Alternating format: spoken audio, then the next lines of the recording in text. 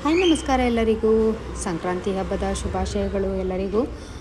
ನಾನು ಕೂಡ ಸಂಕ್ರಾಂತಿ ಹಬ್ಬಕ್ಕೆ ಹೂವು ಬಾಳೆಹಣ್ಣು ಎಲ್ಲ ತರಬೇಕಾಯಿತು ಅಂತ ಪೇಟೆಗೆ ಹೋದರೆ ಏನು ರೀ ಎಲ್ಲ ಕಡೆನೂ ಜನ ಅಂದರೆ ಜನ, ಕಾಲಿಕ್ಕೂ ಕೂಡ ಜಾಗ ಇಲ್ಲ. ನಾವು ಬಿಡ್ತೀವ ಹಾಗೆ ಸ್ವಲ್ಪ ಸ್ವಲ್ಪ ನುಗ್ಗಿ ಆ ಜನದಲ್ಲೇ ಎಲ್ಲೋ ಕಾರ್ ಪಾರ್ಕ್ ಮಾಡಿಕೊಂಡು ಎಲ್ಲೋ ನುಗ್ಗಿ ಅವರೆಕಾಯಿ, ಗೆಣಸು, ಕಡಲೆಕಾಯಿ, ಕಬ್ಬು ಇವೆಲ್ಲ ಶಾಸ್ತ್ರಕ್ಕೆ ಮಾಡಲೇಬೇಕಲ್ವ. ಹಾಗಾಗಿ ಹೊಸ ವರ್ಷದಲ್ಲಿ ಏನೇನು ನಮಗೆ ಈ ಥರ ಪದಾರ್ಥಗಳು ಸಿಗುತ್ತೋ ಅದನ್ನೆಲ್ಲ ನಾವು ದೇವ್ರ ಮುಂದೆ ನೈವೇದ್ಯಕ್ಕೆ ಇಡಬೇಕಾಗುತ್ತೆ. ಕಬ್ಬಂತೂ ಎಷ್ಟು ಚೆನ್ನಾಗಿ ಕಾಣಿಸ್ತಾಯಿತ್ತು ಅಂದರೆ ಅಷ್ಟು ಚೆನ್ನಾಗಿ ಕಾಣಿಸ್ತಾಯಿತ್ತು. ನಾನೆಲ್ಲ ಅದನ್ನು ತೊಗೊಂಡು ಮನೆಗೆ ಬಂದು ಮನೆ ಕ್ಲೀನಿಂಗ್ ಕೂಡ ಸ್ಟಾರ್ಟ್ ಆಯಿತು. ಪೂರ್ತಿಯಾಗಿ ಮೆಟ್ಲು ಕೆಳಗಡೆ ತಕ್ಕಲೂ ತೊಳಿಬೇಕು. ಕೆಳಗಡೆ ಇನ್ನು ನಾವು ಮನೆ ಆಲ್ಟ್ರೇಷನ್ ಕೂಡ ಮಾಡಿಸಿಲ್ಲ. ಹಾಗಾಗಿ ಅಕ್ವೇರಿಯಮ್ಗೆ ಫಿಶ್ ಕೂಡ ತರಬೇಕಾಯಿತು. ಹೊಸ ಅಕ್ವೇರಿಯಮ್ ಇದು. ಹಾಗೆ ಇದು ಕೂಡ ಸಿಕ್ಕಾಪಟ್ಟೆ ತೀಟೆ ಮಾಡ್ತಾಯಿತ್ತು. ನಮಗೆ ಕೆಲಸ ಕೂಡ ಜೋರಾಗಿತ್ತು, ಮಾಡೋ ಅಂಥದ್ದು ಕೆಲಸ ಎಷ್ಟೊಂದಿತ್ತು. ಹಾಗಾಗಿ ಇದನ್ನು ಕೂಡ ಚೇರ್ ಮೇಲೆ ಕುಂಡಿಸ್ಕೊಂಡು ನಾನು ಎಲ್ಲನೂ ಕ್ಲೀನ್ ಮಾಡ್ಕೊತಾ ಇದ್ದೆ. ಎಷ್ಟು ಕ್ಲೀನ್ ಮಾಡಿದ್ರು ಹೆಣ್ಮಕ್ಳು ಕಿಚನ್ ಅಂತ ಅಂದಮೇಲೆ ಜಾಸ್ತಿ ಟೈಮ್ ಕಳೆಯೋದು ನಾವು ಕಿಚನ್ನಲ್ಲೇ.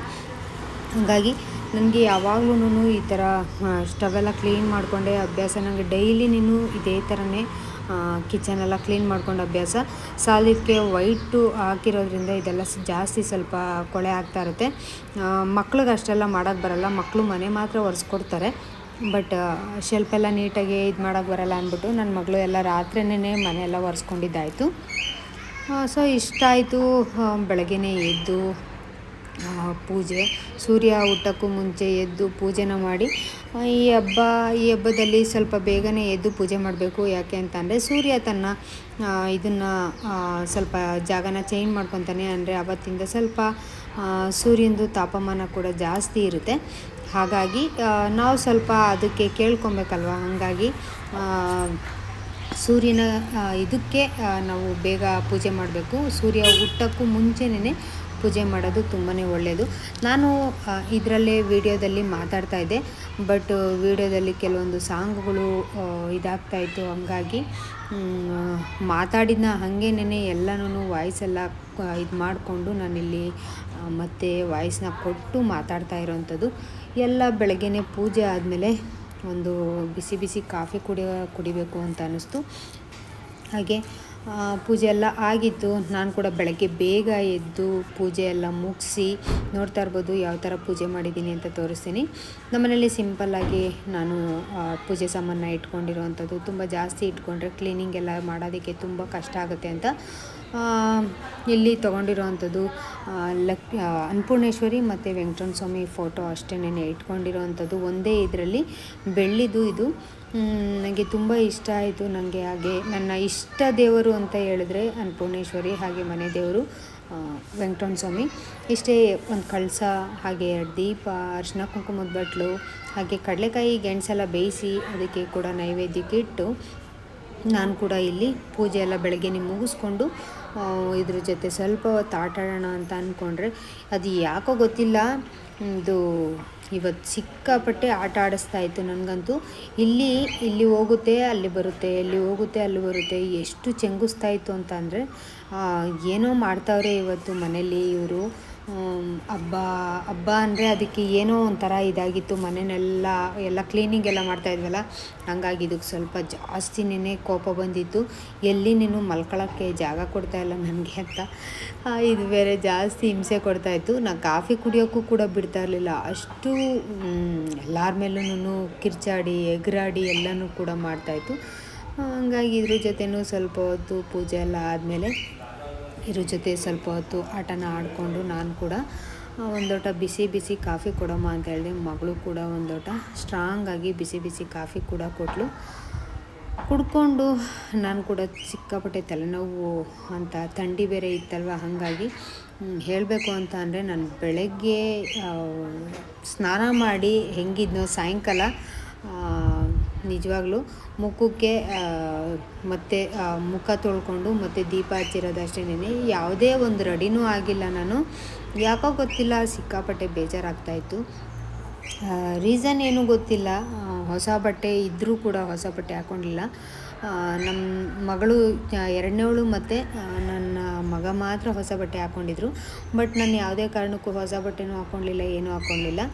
ನಾನಿಲ್ಲಿ ಕಾಳ್ಗೋದನ್ನ ಒಳಗಡೆನೇ ಮಾಡಿಕೊಂಡೆ. ಬಟ್ ಬೇರೆ ಎಲ್ಲ ರೆಡಿ ಮಾಡಿಕೊಂಡು ಹೊರಗಡೆನೇ ಕೂತ್ಕೊಂಡು ಅಡುಗೆ ಮಾಡ್ಕೊಳ್ಳೋಣ ಅಂತ ಎಲ್ಲ ಮಾಡಿಕೊಂಡೆ. ನನ್ನ ಮಗ ಇಲ್ಲಿ ವೀಡಿಯೋನ ಮಾಡ್ಕೊತಾ ಇದ್ದ. ಟ್ರೈ ಪ್ಯಾಡೆಲ್ಲ ಇನ್ನು ಕೆಳಗಡೆ ಮನೇಲಿ ಇನ್ನೂ ಎಲ್ಲಿಟ್ಟಿದ್ದೀನಿ ಅಂತ ಕೂಡ ಸಿಕ್ಕಿರಲಿಲ್ಲ ನನಗೆ. ಹಂಗಾಗಿ ಟ್ರೈ ಪ್ಯಾಡಲ್ಲಿ ಇದು ಮಾಡೋಕ್ಕಾಗಲಿಲ್ಲ. ಇಲ್ಲಿ ನನ್ನ ಮಗ ಅಷ್ಟೇ ಮಾಡ್ತಾಯಿದ್ದ. ಇಲ್ಲಿ ಝೂಮ್ ಮಾಡಿ ಇವನು ತೋರಿಸ್ತಾ ಇದ್ದ. ಇಷ್ಟು ಒಳಗಡೆ ನನಗೆ ಅಷ್ಟು ಈಚೆಗಡೆ ಕೂತ್ಕೊಂಡು ಮಾಡೋದಕ್ಕೆ ತುಂಬ ಚೆನ್ನಾಗಿತ್ತು. ವಾತಾವರಣ ಕೂಡ ತುಂಬ ಅಂದರೆ ತುಂಬಾ ಚೆನ್ನಾಗಿತ್ತು. ಥಂಡಿ ಬೇರೆ ಇತ್ತಲ್ವ, ಹಾಗಾಗಿ ಸ್ವಲ್ಪ ಹೊರಗಡೆ ಒಂದು ಸಿಂಗಲ್ ಸ್ಟವ್ ಇದೆ, ಅಲ್ಲೇನೇ ಎಲ್ಲನೂ ಮಾಡ್ಕೊಳ್ಳೋಣ ಅಂತ ಎಲ್ಲ ರೆಡಿ ಮಾಡಿಕೊಂಡು ನಾನು ಹೊರಗಡೆನೇ ಅಡುಗೆನ ಮಾಡ್ಕೊತಾ ಇದ್ದಿದ್ದು. ನಾನು ಹಬ್ಬಕ್ಕೆ ಅಂತ ಕಡಲೆಕಾಯಿ, ಅವರೆಕಾಯಿ, ಗೆಣಸು ಮಾತ್ರ ಇಲ್ಲಿ ಇದು ಮಾಡ್ಕೊಂಡಿದ್ದು ಅಷ್ಟೇ. ಅದು ಬಿಟ್ಟರೆ ಪೊಂಗಲೆಲ್ಲ ಮಾಡೋಕ್ಕೆ ಹೋಗಲಿಲ್ಲ. ಪೊಂಗಲ್ಲು ಮನೇಲಿ ಮಕ್ಕಳು ಯಾರೂ ತಿನ್ನಲ್ಲ. ಮಕ್ಕಳು ಕೇಳ್ತಾಯಿದ್ರು, ಅಮ್ಮ ಒಬ್ಬಟ್ಟು ಮಾಡಿರಿ ಅಂತ ತುಂಬ ದಿವಸದಿಂದ ಕೇಳ್ತಾಯಿದ್ರು. ಎಲ್ಲನೂ ನೋಡ್ತಾ ಇರ್ಬೋದು. ಎಲ್ಲ ಸಾರಿಗೆ ಎಲ್ಲ ರುಬ್ಕೊಂಬಂದು ಎಲ್ಲ ರೆಡಿ ಮಾಡಿಕೊಂಡು ಇಲ್ಲಿ ಬಂದು ಒಗ್ಗರಣೆನ ಮಾಡಿಕೊಂಡು ಇಲ್ಲಿ ನೋಡಿ, ಇಲ್ಲಿ ಸ್ಟವ್ ಇಟ್ಕೊಂಡಿದ್ದೀನಿ ಒಂದು. ಮೊನ್ನೆನೂ ಅಷ್ಟೇ ಇಲ್ಲೇ ಅಡುಗೆ ಮಾಡ್ಕೊತೀನಿ. ನನಗೆ ಚಪಾತಿ ಏನಾದ್ರು ಬೇಕು ಅಂತಂದರೆ ಒಳಗಡೆ ಅಷ್ಟು ನಿಂತ್ಕೊಂಡು ಮಾಡೋಕ್ಕಾಗಲ್ಲ ಅಂದ್ಬಿಟ್ಟು ಇಲ್ಲಿ ಬಂದು ನೀಟಾಗಿ ಕಟ್ಟೆ ಮೇಲೆ ಕೂತ್ಕೊಂಡು ಅಡುಗೆನ ಮಾಡ್ಕೊಂಬಿಡ್ತೀನಿ. ತುಂಬ ಚೆನ್ನಾಗಿರುತ್ತೆ.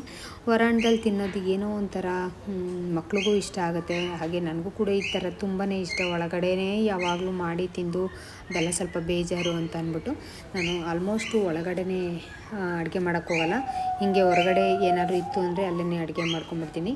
ಒಬ್ಬಟ್ಟು ಸಾರು ಕೂಡ ಇಲ್ಲಿ ಒಗ್ಗರಣೆ ಎಲ್ಲ ಹಾಕ್ಕೊಂಡು ಸಾಂಬಾರು ಕೂಡ ರೆಡಿ ಆಯ್ತು. ಇಲ್ಲಿ ಈ ಸಾಂಬಾರು ತುಂಬ ಚೆನ್ನಾಗಿರುತ್ತೆ.